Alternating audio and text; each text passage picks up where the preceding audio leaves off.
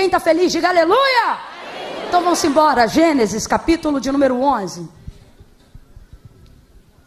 Gênesis, capítulo de número 11, a partir dos versos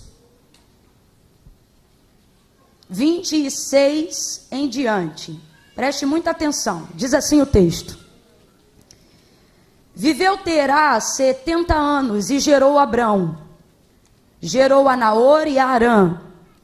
São estas as gerações de Terá. Complete aí, por favor, que eu quero que você grave esse nome. São estas as gerações de Terá gerou Abrão, a Naor e a Arã.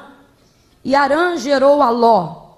Morreu Arã. Quem morreu? Arã. Morreu Arã, estando seu pai Terá ainda vivo, na terra do seu nascimento, em Ur dos Caldeus. Abrão e Naor tomaram para si mulheres. O nome da mulher de Abrão era Sarai, e o nome da mulher de Naor era Milca, filha de Arã, pai de Milca e de Isca. Sarai era estéril e não tinha filhos. Tomou Terá a Abrão, seu filho, e a Ló, filho de Arã, filho de seu filho, e a Sarai, sua nora, mulher de seu filho Abrão, e saiu com eles da terra de Ur dos Caldeus para ir à terra de Canaã. Para ir a qual terra, gente? Ok. Mas chegando em Arã, habitaram ali. Chegando aonde, gente? Isso, habitaram ali.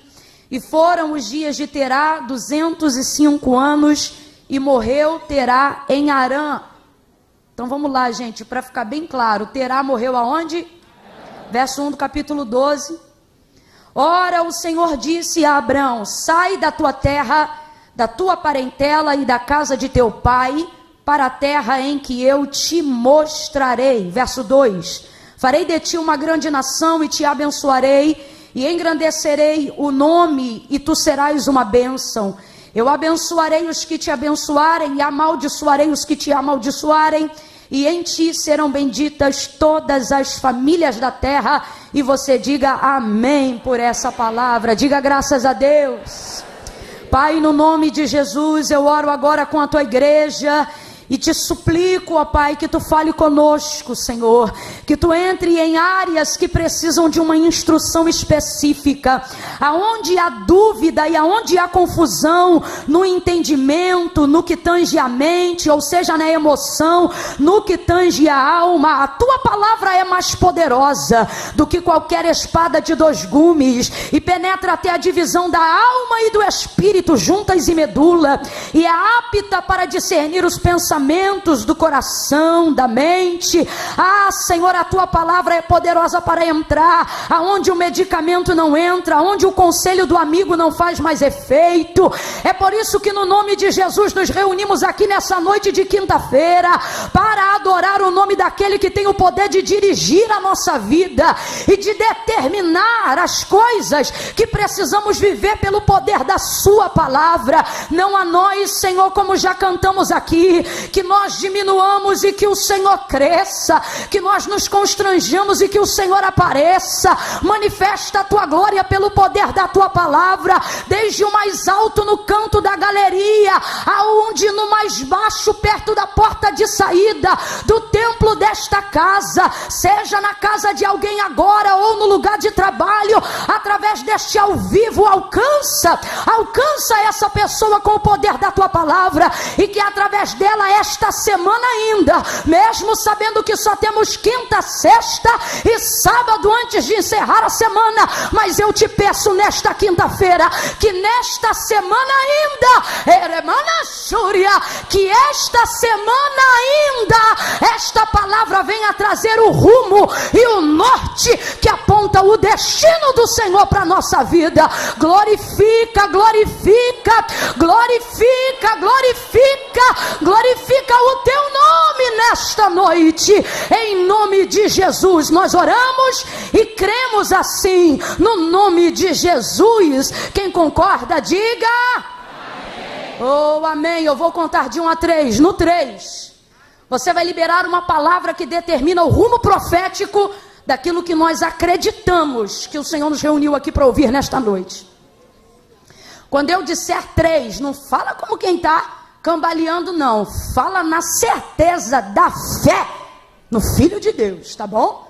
Quando eu disser 3, vire-se em direção a alguém e diga para essa pessoa: você vai muito além. Calma que eu não contei até 3 ainda. No 3, se souber estalar dedo, que não é todo mundo que sabe, tem gente que está assim até hoje. Mas para quem sabe, igual quando a gente é criança, que a gente diz, muito. Quando eu disser 3, você diz, você vai muito. Mas isso aqui significa, é tanto que não dá para contar. Quem está entendendo, diga amém. Quem já está recebendo, diga glória a Deus. Prepara, no 3 você vai dizer isso para essa pessoa. Você vai muito além do que você imagina. É 1, é 2, é 3, vai! Muito, aqui ó, muito além. Eita glória, muito além. Deus me trouxe nessa noite para dizer, você vai além, você vai além. Você vai além, porque os meus planos são mais altos, meus caminhos são mais elevados. Você vai além, muito além. Oramassoria. Deus está nos visitando nessa noite com um renovo, com esperança da nossa fé. Deus está dizendo, não vai ser como você está imaginando não, aonde você determinou um destino e pensa, quando eu chegar lá tudo bem. Deus está dizendo, vou te levar muito além de Canaã. Oh, aleluia. Mas a capacidade da nossa visão limita metas para que nós sejamos capazes de chegar lá. Só que uma vez chegando lá, Deus não amplia a terra, Deus amplia a visão, para que você entenda que Ele tem lugares ainda mais altos para te levar. Oh, aleluia. Mas nós precisamos vencer uma coisa que Terá, pai de Abraão, e me perdoe, você sabe que aqui ele ainda é Abrão, mas por ser mais conhecido como Abraão, eu vou usar o termo que nós mais o conhecemos aqui, vou chamá-lo de Abraão, ao longo da ministração. Mas nós precisamos vencer uma coisa, e meu coração estava ali tomado de temor, enquanto eu meditava naquilo que Deus falaria conosco nesta noite. Porque nós precisamos vencer uma coisa que Terá, pai de Abraão, não conseguiu vencer. E não falamos isso a fim de julgá-lo, falamos isso a fim de compreender a fragilidade e a limitação de cada um. Ninguém é obrigado a ir além de onde não se pode. A Bíblia diz que o homem faz planos, mas a resposta vem da boca de Deus. E você viu aqui rapidamente para a gente pincelar e entender a genealogia da casa de Abraão. Terá era pai de Abraão, então responde rápido, quem era Terá? Pai de Abraão. Abraão era seu primogênito, filho mais velho. Logo depois dele teve Naor, o irmão do meio, e em seguida Arão, o filho caçula. Então vamos lá, qual era o nome dos outros 2 irmãos de Abraão? E Arão era qual filho? O caçula, o mais novo da casa. Todavia, um dos mais fortes e mais profícuos, porque o texto deixa claro que ele foi o primeiro a gerar filhos na casa de seu pai. Casou-se e então gerou um filho, que é aquele que se torna muito conhecido por caminhar um pouco de tempo com Abraão, o Ló. E aí você começa a entender até porque Abraão caminha de maneira tão protetiva, né? Guardando tanto a vida de Ló, porque quando você vai perceber qual é a história da família de Abraão, aí você percebe que na verdade Ló era filho de Arã, que foi o seu irmão caçula, que morreu quando Terá, seu pai, ainda era vivo. Ou seja, contrariando completamente a lógica da vida. Não temos alegria alguma em sepultar os nossos pais, não temos alegria alguma em sepultar os nossos progenitores, mas a ordem natural é que os filhos enterrem os seus pais. E algo que traz um nível de tragédia, e por que não dizer um trauma, quase que insuperável, é quando a lógica da vida é invertida e pais passam a sepultar os seus filhos. E foi isso que aconteceu com Terá, pai de Abraão. Arã, seu filho caçula, que já lhe tinha dado um neto que se chamava Ló, morre, e isso obviamente traz um nível de luto muito pesado para a família. E a gente percebe que não é coincidência a dor e a manifestação da saída daquela região de Ur dos Caldeus em direção a Canaã, porque o texto diz que logo depois da morte de Arã, Terá, pai de Abraão, reúne todo mundo, ou seja, Abraão, Naor, a esposa de cada um, o seu neto Ló, arma a tenda, deixa tudo pronto e segue. O texto é claro, dizendo que o destino que Terá determina aí é Canaã. Então vamos lá, depois da morte de Arã, Terá determina que vai chegar em um lugar. Que lugar é esse, igreja? Canaã. Canaã você conhece, é um dos nomes mais citados no Antigo Testamento, é um dos nomes mais citados geograficamente falando. Canaã, a terra que mana leite e mel, a terra que precisa de no mínimo 4 homens para carregar um único cacho de uva, a terra que o Senhor deu a sua herança, a terra que o Senhor deu a sua semente, a terra que o povo recebeu um salário atrasado de 400 anos de abandono e rejeição na mão dos egípcios lá no Egito. Canaã, a tão famosa Canaã, a Canaã que aponta o rumo e o destino que Deus iria dar a uma nação, ela não apareceu do nada. Você vai perceber que Terá, pai de Abraão, já havia determinado Canaã como destino para a sua casa. Ele disse: nós vamos para Canaã.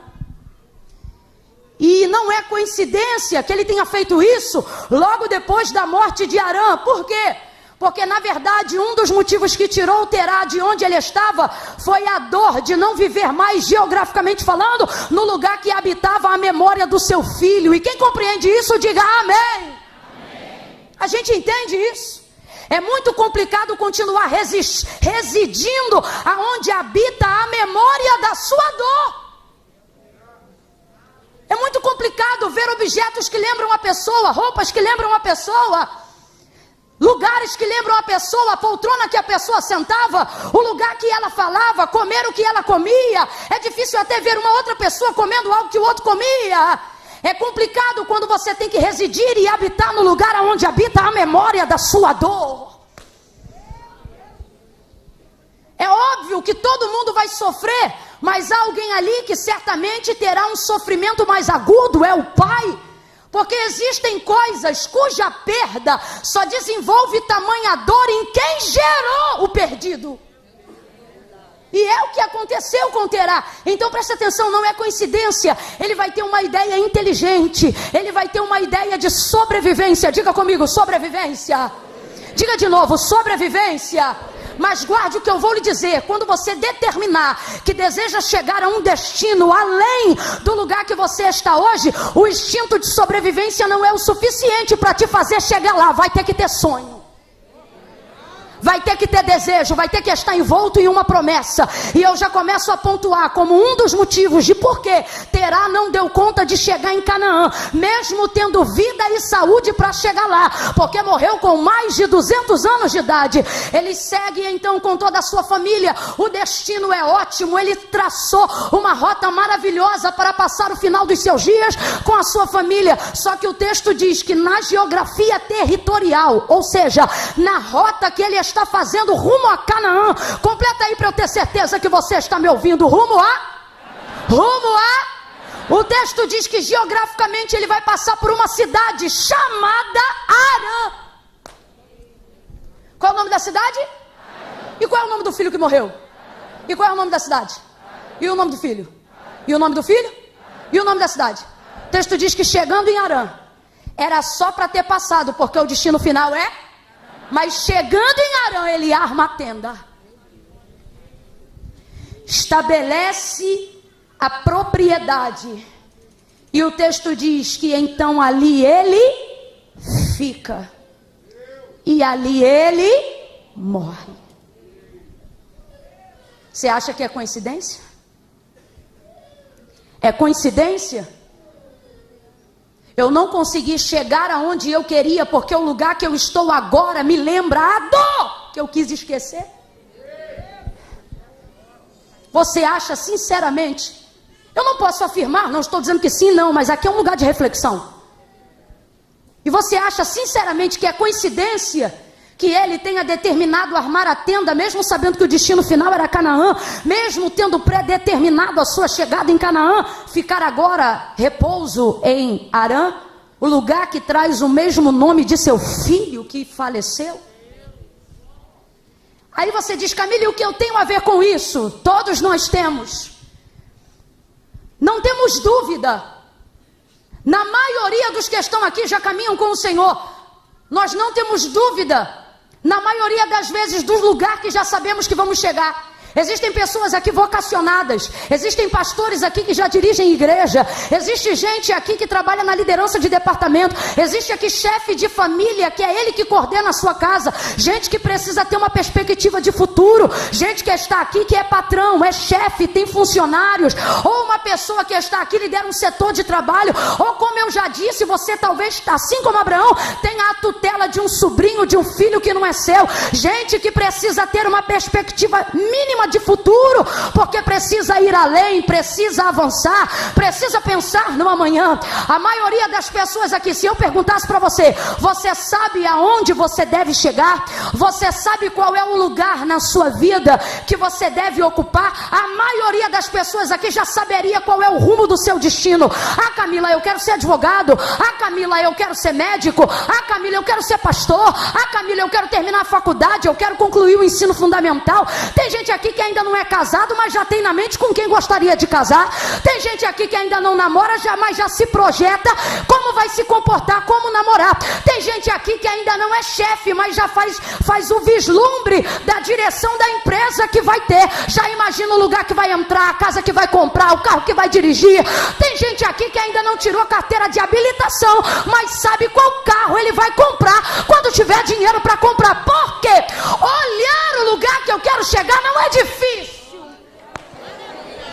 Ter uma projeção de onde eu sei que posso estar, ter uma projeção de onde sei que Deus quer me levar, ter uma projeção do sonho que eu sonhei, não é difícil. O que é difícil? O difícil é o trajeto que se faz entre você e o lugar da sua habitação. Então perceba, na maioria dos casos e na maioria das vezes, não esmorecemos no meio do caminho porque não sabemos para onde ir, mas porque enquanto estamos indo para lá, passamos por lugares que vão desafiar áreas da nossa vida que a gente não imagina. Passamos por circunstâncias e situações que vão tocar em áreas da nossa vida que a gente já tinha dado por resolvido. É babaço. E de repente, enquanto estamos caminhando rumo ao destino profético, rumo à realização de um sonho, rumo à formação de uma faculdade, ao resgate de um casamento, rumo a uma realização pessoal, rumo a uma terra que gera leite e mel, rumo a uma terra que traz estabilidade, rumo a uma terra que me dá poder para conquistar, rumo a uma terra que vai me dar unção de governo, rumo a uma terra que vai falar sobre a fidelidade de Deus com a minha semente. Oh, a parte difícil é perceber que na geografia de onde eu estou, para onde eu sei que posso chegar, eu passarei em lugares que não poderei evitar. Porque nessa trajetória,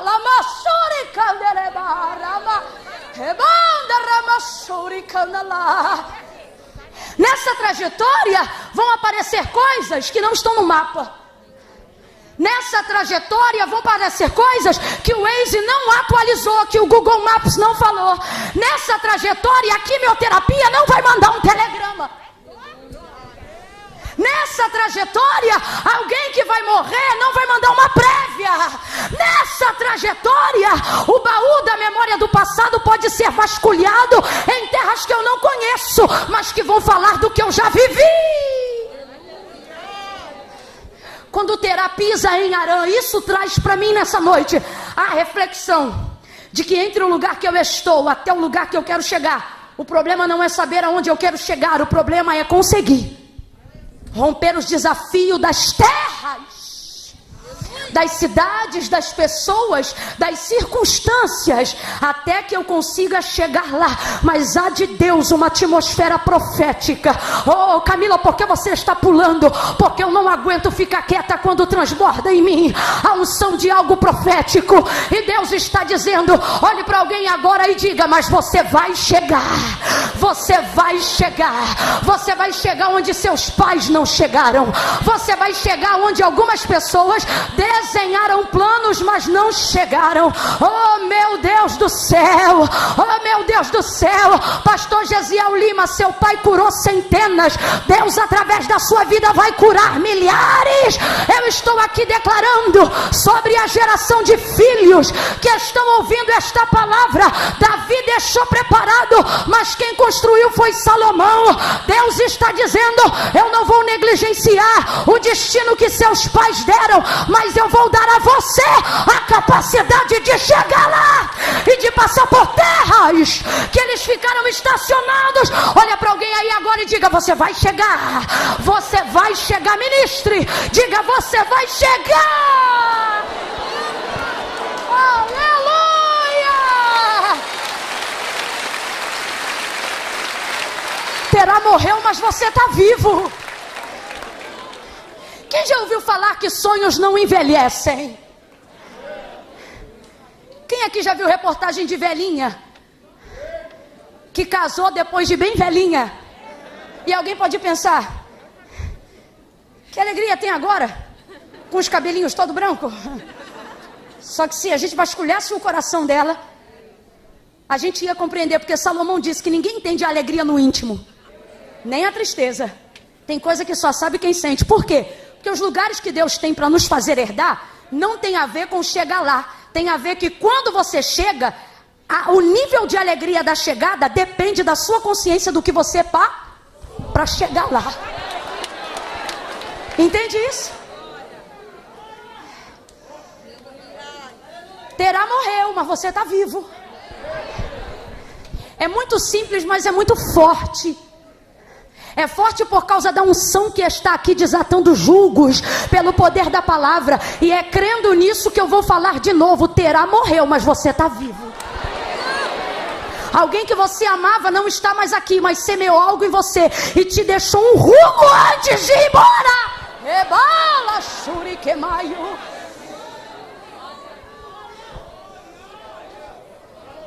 Você não vai poder carregar a geografia dessa dor muito tempo.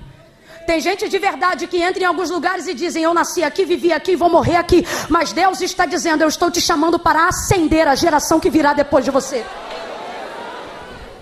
Ele parou no lugar da sua dor e ali ele ficou. Ali ele ficou, ali ele viveu. E o texto diz que ali ele também morreu, mesmo consciente de que o desejo de sua chegada era Canaã. É nisto que eu afirmo para vocês nessa noite. Deus trouxe a gente aqui para dizer: você não vai habitar na memória da sua dor. Eu vou repetir isso. Você não vai habitar na memória da sua dor. Você só vai passar por essa terra. Eu vou falar de novo. Você não vai habitar na memória da sua dor. Não vai habitar na memória da sua dor. Você não vai lembrar de quem te feriu todo dia. Você não vai chorar por quem morreu todo dia. Eu não estou dizendo que você vai esquecer de quem partiu. Eu não estou dizendo que você vai negligenciar a memória de quem não está mais aqui. Mas o Senhor te trouxe hoje aqui para dizer: o lugar da sua dor pode ter sido a área da sua visitação, mas não será a área da sua habitação. Você não vai morar aonde te fere. Você não vai habitar aonde te entristece. Deus manda dizer a quem tem ouvidos: ouça o que o Espírito diz à igreja. Ele diz: você não será afligido muito tempo no lugar da tua aflição. Nem que eu tenha que remover a sua geografia, nem que eu tenha que ir na madrugada para dizer: sai da tua terra, da tua parentela e vai para um lugar. Olha para alguém aí agora e diga: você vai sair, você vai sair. Pregue para essa pessoa, vambora, seja profeta. Galeria, vira para alguém aí do teu lado e diga: você vai sair, você vai sair. A memória da tua dor não vai te ter por muito tempo. A memória da tua dor não vai te abraçar por muito tempo. Esse luto não vai determinar o teu destino muito tempo.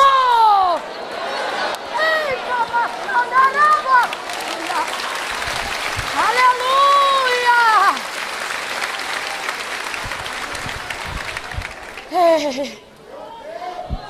Há dores que devem ser respeitadas. mas não pode conviver eternamente. Agora perceba, é triste o que eu vou dizer, mas é verdade, e a verdade liberta, e é isso que me dá ânimo de falar. Foi o pai de Abraão que determinou sua chegada em Canaã. Ele não chegou, porque parou estacionado num lugar que lembrava o nome do filho que morreu, do seu luto e da sua dor. Mas mesmo assim o texto afirma, e a gente lê ainda antes de encerrar, no verso 8, se não me engano, que Abraão chegou. Oh, alguém me ouviu, aleluia. Abraão chegou.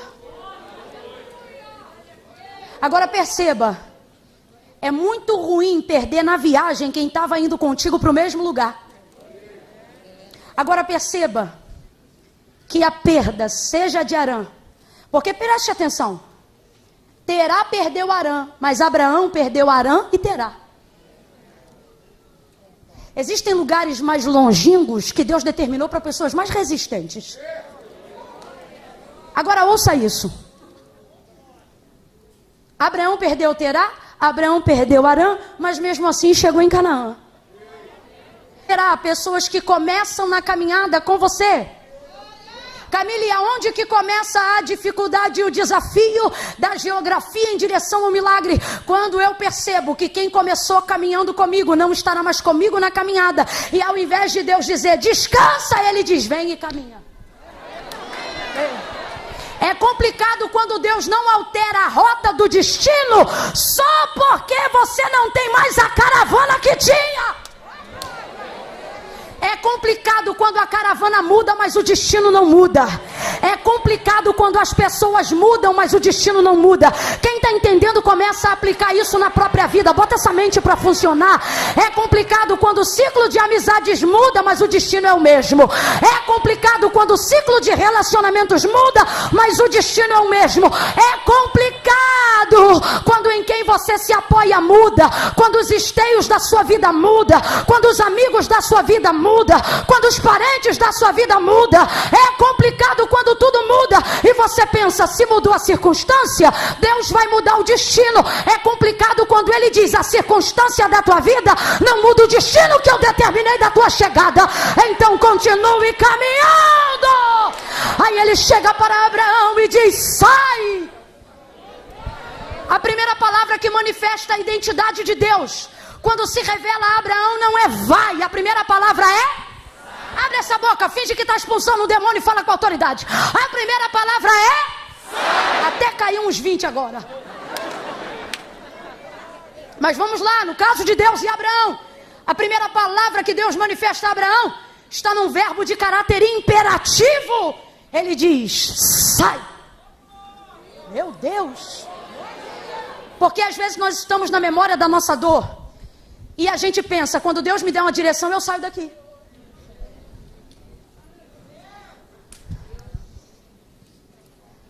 Se Deus falar qual é a faculdade que eu faço, eu saio daqui. Se Deus me mostrar qual é a casa que eu vou morar, eu boto essa à venda. Se Deus, olha isso, a gente fica ali esperando de Deus uma direção. Sim ou não? Sim ou não? No lugar da sua dor, ninguém fica porque quer, fica porque não sabe para onde vai. Quem está entendendo, diga amém. Por isso não julgamos Terá. Agora, olhe isso. Veja como isso pode descortinar. Veja como isso pode abrir o caminho do nosso destino. A primeira palavra de Deus em direção a Abraão não é vai. A primeira palavra de Deus em direção a Abraão é sai. É como se do lado de cá, na memória da nossa dor, a gente ficasse aqui dizendo, Deus, se tu der uma direção eu saio. E é como se do lado de lá, onde Deus habita, Ele dissesse, se você sair eu digo. Quem está entendendo? Ele manda canda e promete.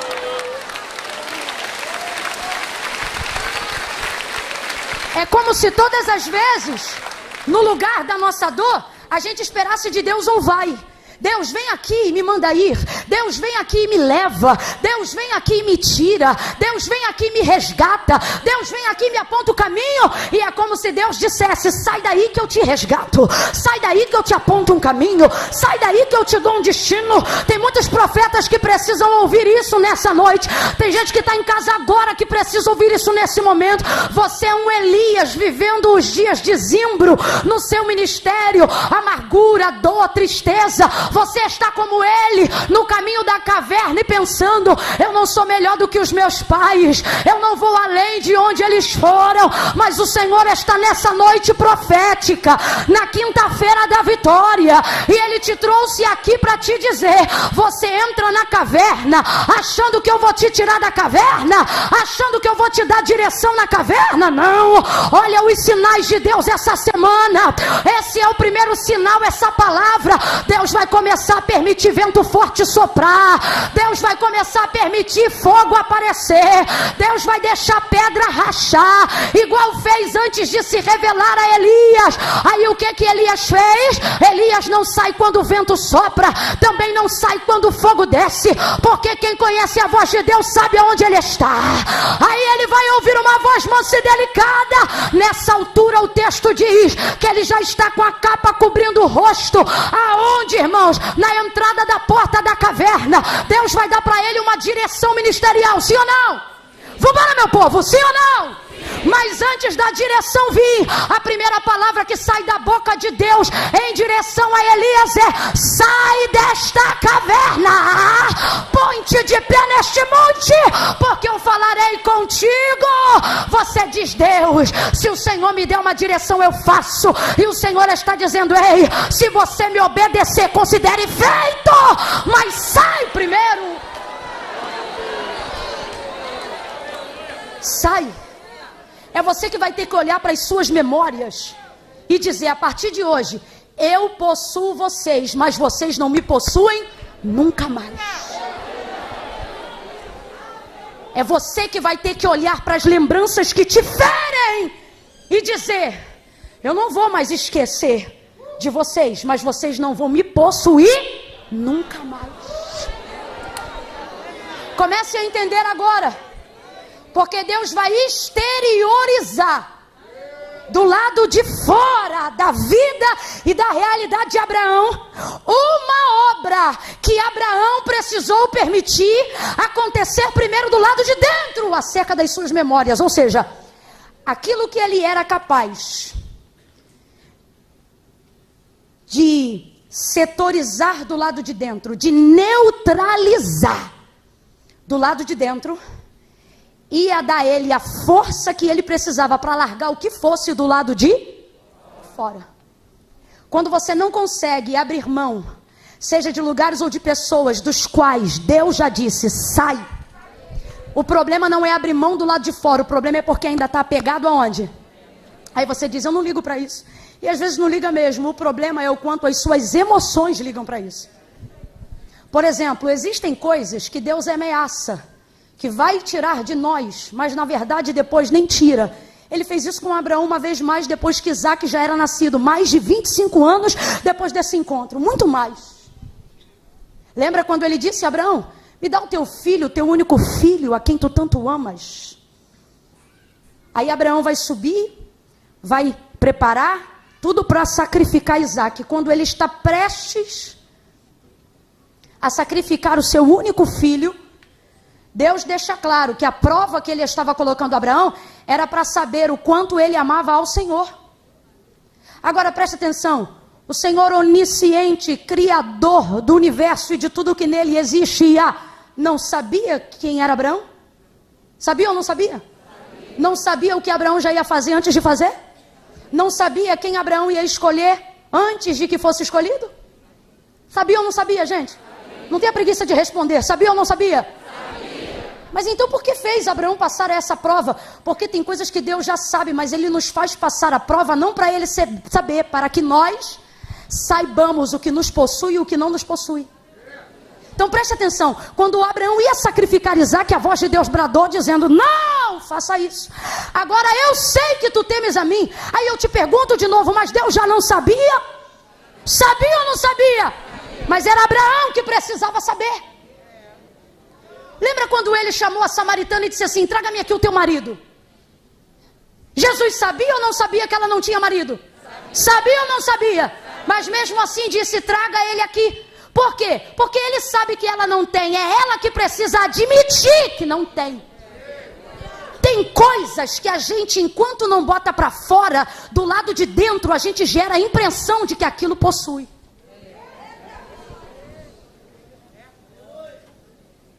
Ouça isso. Agora o Senhor aparece a Abraão na memória da sua dor, da casa de seu pai, da casa de seu irmão mais novo. Na memória de seu irmão mais novo. E diz assim para ele: sai! E aí agora você começa a entender que não é só uma questão de terra do lado de fora. É uma questão de posse do lado de... Vai ouvindo isso aí. Volta para o sacrifício de Isaac para você entender. Quando então ele estava prestes a matar o menino, a sacrificar o menino, Deus bradou. Agora você vê, isso significa que obviamente Deus não ia aceitar, Deus não ia fazer aquele sacrifício. O único sacrifício de morte humana que ele recebeu foi o que ele mesmo fez. Não tem Deus como o nosso Deus. Os deuses dos outros pedem os outros, o nosso Deus entrega a si próprio. Agora veja, no caso de Isaac e Abraão, olha isso, olha o que a gente percebe. Não é Deus dizendo, mata do lado de fora. É Deus dizendo, desapega do lado de... E eu livro do lado de fora. Então o que Deus estava mostrando ali nessa entrega de Isaac e de Abraão? Que na verdade, se o coração estiver desprendido daquilo que você possui, Deus não tirará aquilo de você. Quem está acompanhando o raciocínio, diga amém. Ou não foi esta a lógica do sacrifício? Foi, porque o próprio Deus disse, agora sei. Como quem diz, agora você sabe também o lugar que eu estou, o lugar que eu não negocio, e sei que você me teme. É Deus dizendo, não precisa mais matar do lado de fora, porque você já corrigiu os lugares do lado de... Primeiro Deus, depois Isaac. Quem entendeu, diga amém. Agora volta para Abraão, Gênesis 12, Deus diz a ele, sai da tua terra. Agora para raciocinar. Deus completa dizendo assim, e vai para a terra em que eu vou te mostrar. E um pouco mais à frente ele diz, e que eu vou dar a sua semente. Então vamos lá, sai da tua terra, significa que a terra que Abraão está pertence a quem? Imagina você com um boleto pagando uma casa de 30 anos. Imagina que você começou a pagar com 30, agora está com 60. E hoje foi o último dia de pagar o boleto desse financiamento da casa própria. Imagina que você está aqui nesse culto, nessa noite, oferecendo a Deus ações de graça. Pelo quê? Irmã Camila, hoje eu estou quitando uma casa que eu financiei há 30 anos. Diga aleluia. Agora imagine Deus vindo nesse culto e dizendo para você, sai da tua casa. Olha o que ele está pedindo para Abraão. Sai do lugar que é seu. E vem para um lugar que eu vou te mostrar. Se eu vou te mostrar, significa que o lugar é? E se eu vou te dar, eu só posso te dar o que é? Então vamos traduzir o texto? Deus está dizendo, sai do que é e vem para o que é? Você está dando aleluia porque é crente, mas eu quero que você se imagine na cena de Abraão. Vendo o boleto dos 30 anos pago e Deus dizendo, larga isso aí. E vem para onde? Não vou falar agora, só vem. Mudou glória, né? Já começou misericórdia. Agora você entendeu. Nas entrelinhas, para a gente falar grosso modo, o que é que Deus está dizendo? Sai do que é seu e vem para o que é. Isso é difícil. Porque poucas coisas dão para a gente tanto poder de identidade quanto aquilo que a gente possui. Meu filho, meu carro. Eu tenho tanto temor disso que eu tenho um vício de linguagem ministerial. Todas as vezes que eu vou falar sobre o ministério, ou seja, o ofício da palavra que eu pratico, eu não consigo, pode pensar que é pieguice, hipocrisia, o que for, é coisa minha. Eu não consigo dizer assim, meu ministério, eu só consigo dizer o ministério que o Senhor me confiou. Porque eu procuro trabalhar sobre a seguinte ótica, não sou eu que possuo o ministério, é o ministério que me possui. Mas isso é diferente, porque isso é para revelar a identidade de Deus em mim e não a minha nele. Por isso eu trato assim. Agora, pega uma mãe e veja ela. Mãe tem dificuldade de dizer nome de filho, porque antes do nome primeiro vem a posse. Ela não apresenta, este aqui é o fulano. Nunca uma mãe faz isso, ela diz, está aqui meu filho. Tipo, você fica sem saber o nome, pode fazer o teste. A mãe, ela chega, fulano tá aqui, se canta os parentes, ela dá nome. Fulano tá aqui, meu não sei o quê, fulano, não sei o que lá, agora tá aqui, quem é esse? Esse é meu filho. Eu brinco com as irmãs, quando elas vêm me apresentando os filhos, eu digo, filho da fulana, vem aqui, porque não tem nome, só tem posse. Quem tá entendendo, diga amém. Poucas coisas definem tanto a identidade de quem nós somos do que aquelas que nós possuímos. Normalmente as coisas que possuímos dão para nós o governo, a clareza da identidade de quem nós somos. Preste atenção nisso. Agora Deus está pegando uma coisa que é de Abraão. O que? A terra. Complete aí, eu já estou encerrando. O que? Abra a boca, crente. O que? Calma que tu ainda vai pegar um pedacinho. O que? A terra. A terra. Sai da tua. Vamos aqui entender isso? Olha o que Deus está dizendo. Abraão, se você sair do que é teu, eu vou te dar o que é? Agora vamos raciocinar. O que o salmista disse sobre o caráter possuidor de Deus? Do Senhor é a terra, a sua plenitude, o mundo e aqueles que nele habitam. Significa que a terra que Deus está dizendo que vai dar é dele, mas a terra de Abraão também é de quem? Abre a mente. Significa que tudo que você tem e chama de seu, na verdade é de Deus. Então ele está te dando uma oportunidade de que seja entregue diante dele aquilo que na verdade ele já possui. Mas para não roubar de ti a identidade do que você construiu, para não negligenciar o tempo do seu cuidado, para não rejeitar o tempo da sua entrega, do seu pagamento, do seu cuidado com seus filhos, do seu labor com a sua empresa, ao invés de tomar, ele diz, dá. Ou deixa. E vem para o que é meu. E o que é seu, você não vai saber agora. Mas só que tem uma garantia. Qual? Eu não sei o que é, mas eu sei que será.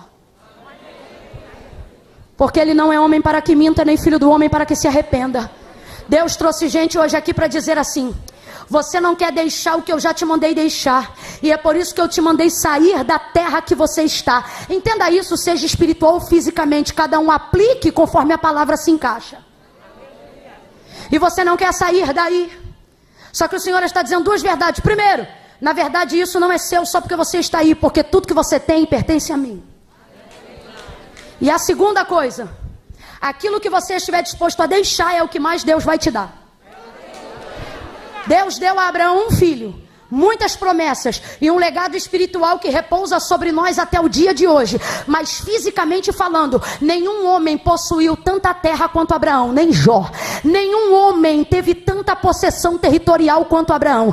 A coisa com Abraão foi crescendo a tal ponto que por fim Deus já não dizia: pisa com a tua perna ou toma com a tua mão. Por fim Deus dizia: levanta a cabeça, olha para a banda do sul, para a banda do norte, para a banda do oriente e para a banda do ocidente. Aí ele diz: porque aonde você puder ver, eu vou dar essa terra por possessão a você e a sua semente.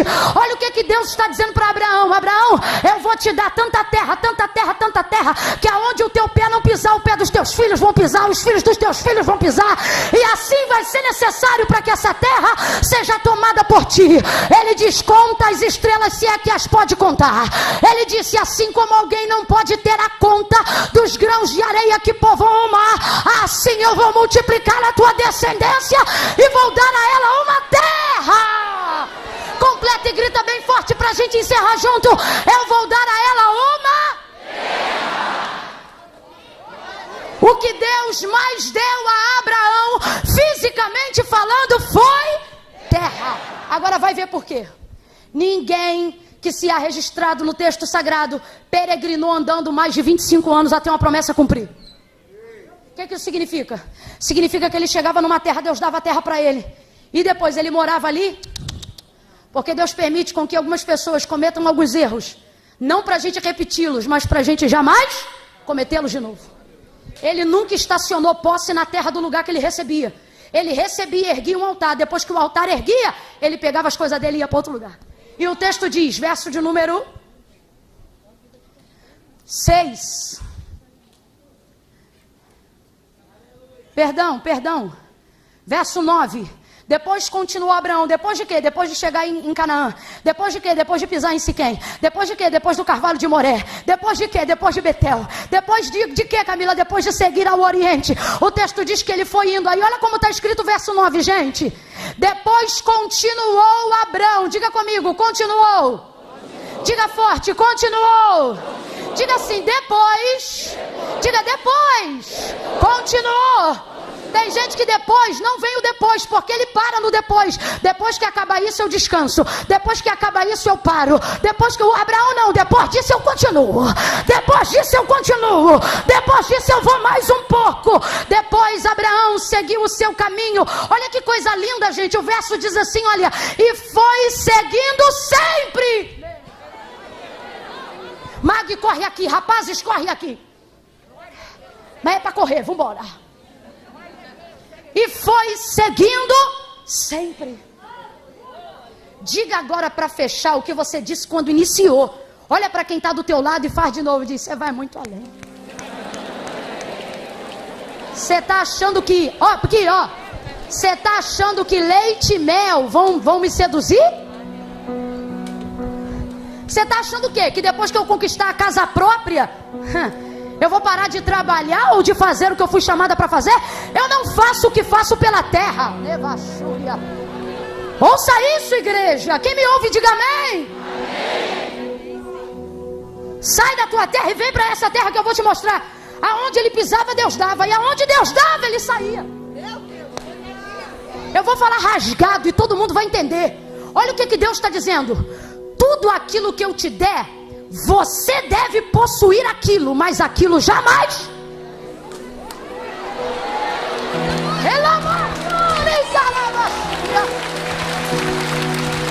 Eu vou falar numa linguagem bem do populacho, que é para todo mundo entender.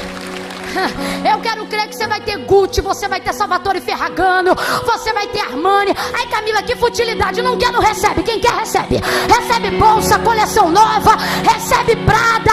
Agora para de bobeira quando arranhar. Para de bobeira quando riscar. Para de bobeira de não emprestar para ninguém.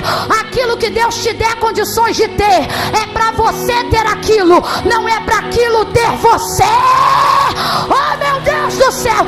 A casa que Ele vai te dar, deixa os crentes entrar, marchar, orar, falar em línguas. Aí não pode arranhar o porcelanato. Então a casa não é sua, você que é da casa. Ai, Deus me deu piscina, mas o fulano não vou chamar aqui, porque os filhos dele vão quebrar o azulejo. Então não é você que tem a piscina, é a piscina que tem você. Deus está dizendo, se você receber o que eu vou te dar, e você possuir aquilo, e não deixar isto possuir você, te prepara, eu vou te dar muito mais, Abraão, porque você possui a terra, mas a terra não vai possuir você. Rapaz, a coisa é tão séria. Deus é tão focado naquilo que é dele. Deus é tão focado no que ele possui, que duas verdades. Primeiro, ele deixou claro para Israel pela boca de Jeremias, no capítulo 18, quando ele disse: fala para Israel, Jeremias, que como é o barro na mão do oleiro, assim sois vós na minha mão, ó casa de Israel. Porque Israel tinha muitos ídolos e estava virada no pecado da idolatria. E você ter ídolos constituídos por mãos de homens é muito conveniente. Por quê? Porque eles vão para onde você coloca. Foi você que criou. Agora, quando Israel se vira a esses ídolos, Deus fala isso na visão da casa do oleiro pela boca de Jeremias. Era Deus dizendo para Israel pela boca de Jeremias: Jeremias, fala para eles Eles estão na minha mão, mas eu não estou na mão deles, não. Eu possuo eles, mas deixa claro lá que as ofertas deles, os dízimos deles, não farão eles me possuírem. Só para você entender. Olha o caso de Abraão. Vou perguntar de novo: o que mais Deus deu a Abraão foi? Vem, povo, o que mais Deus deu a Abraão foi? E o que mais Abraão deixou para seguir a vontade de Deus foi terra. Quanto mais ele deixava, mais Deus. Ele deixava Deus. Ele deixava Deus. Deus está dizendo: se você deixar, se você possuir, mas não deixar isso possuir você, não deixe o carro possuir você, não deixe o Instagram possuir você, não deixe o Facebook possuir você, não deixe a mídia possuir você. Ai, Camila, mas tem gente que Deus faz famoso. Pois é, a gente possui a fama, mas não vai deixar a fama possuir a gente. Não deixe o dinheiro possuir você. Ai, Camila, mas eu gosto de dinheiro. Eu também gosto, que eu não sou maluca. Possua o dinheiro, mas jamais deixe o dinheiro possuir você. A coisa é tão séria que naquele grande dia a terra vai voltar ao pó, porque o homem é pó, e então ao pó ele voltar. Só que Deus não aceita que a terra possua a gente. É princípio, lá no Gênesis, quando ele cria o homem, ele diz assim: tá vendo toda a terra? Governe sobre ela. Olha o que ele diz: sujeite ela a você. Sabe o que ele está dizendo? Adão, aprende hoje. A terra é sua, mas você jamais deve ser. Aí Deus leva a coisa tão a sério que a Bíblia trata que naquele grande dia, e o texto diz assim: os que morreram com Cristo ressuscitarão primeiro, depois nós, os que aqui estamos, e então todo olho verá. E quem está vivo em carne aqui na terra vai começar a ver o pezinho saindo da terra.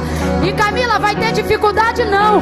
Camila, do que você está falando? Do arrebatamento visível. O que você está dizendo? Ora, o que a Bíblia diz: quem é da terra e está apegado na terra vai ficar na terra, mas quem não é vai subir, vai se encontrar com ele nos ares, vai ser revestido de incorruptibilidade, e o pó da terra não vai mais possuir o corpo do homem, e o corpo do homem não vai mais possuir a terra, porque agora subiremos e com ele seremos. Oh, a terra vai ficar, céus e terras passarão, mas aquele que ouve estas palavras, aquele que recebe estas palavras, aquele que tem o seu nome escrito no livro da vida, vai caminhar sobre ruas de ouro, vai ver o mar de cristal.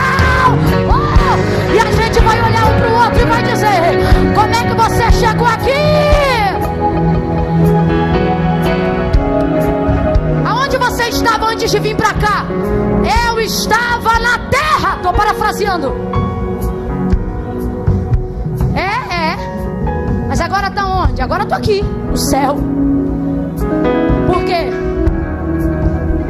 Porque quem tem terra tem céu, mas quem a terra tem jamais verá o. Vai para debaixo da terra, vai para os abismos da terra, vai para o inferno abaixo da terra. Por quê? Porque de vez deixar o que era seu e possuir o que era de Deus, se apegou tanto que aquilo que possuía passou a possuir ele. Diga comigo: hoje não. Quem está com o coração tomado de temor, levante uma das mãos aos céus e comece a orar agora. Comece a orar agora, comece a orar agora. Diga: Senhor, se tem alguma coisa na minha vida que está me impedindo de ir para o destino que o Senhor tem para mim, se tem alguma terra, se eu vou passar por alguma coisa, me capacita para que eu não fique parado na memória. área da minha dor. Deus, me tira, me ajuda a sair, me remove do lugar da habitação da minha dor. Oh meu Deus, e não me deixa parar, não me deixa parar, não me deixa desistir. Pai, vai, eu estou te ajudando a orar. Fecha o olho, embarca nessa oração e comece a pedir ao Senhor. Diga para o Senhor: Senhor, eu quero caminhar sempre como fez Abraão. Eu não quero deixar aquilo que o Senhor me der me possuir a mim, mas eu quero continuar caminhando, eu quero continuar andando, sempre, sempre rumo à tua vontade, porque a vereda do justo é como a luz da aurora, que vai brilhando cada dia mais até ser dia perfeito. Leva o teu povo além, leva o teu povo além, leva o teu povo além, além dos limites, além da dor, além da tristeza, além do luto, além da enfermidade. Leva-eles além.